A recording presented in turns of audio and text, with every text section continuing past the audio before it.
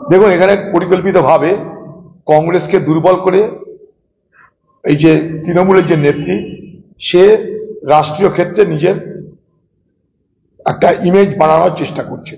এর মতো এত ঢপবাজ, এত মিথ্যাবাদী, এত জোচ্চোর কোনো রাজনৈতিক নেতা নেত্রী এই মুহূর্তে ভারতবর্ষে নেই। কারণ এই ইন্ডিয়া জোট যখন হয়েছিল, তখন এই মুখ্যমন্ত্রী বলেছিল এই নামটা আমার দেওয়া। আজকে তিনি বলছেন ইন্ডিয়া জোটে কংগ্রেসের দাদাগিরি। রাহুল গান্ধীকে ডিয়ার লিডার সম্বোধন করেছিল এই মমতা ব্যানার্জি। এই মমতা ব্যানার্জি মল্লিকার্জুন খার্গেকে প্রধানমন্ত্রী দেখতে চেয়েছিল। তাকে বলতে হবে যে কংগ্রেস কোথায় দাদাগিরিটা করেছে। এরকম একটা জোচ্চোর রাজনৈতিক নেতা নেত্রী এই ভারতবর্ষে বিরল। আমার কথাটা বলবেন, একজন জোচ্চোর, ঠগবাজ, মিথ্যাবাদী রাজনৈতিক নেত্রী। মেদিনীপুর মেডিকেল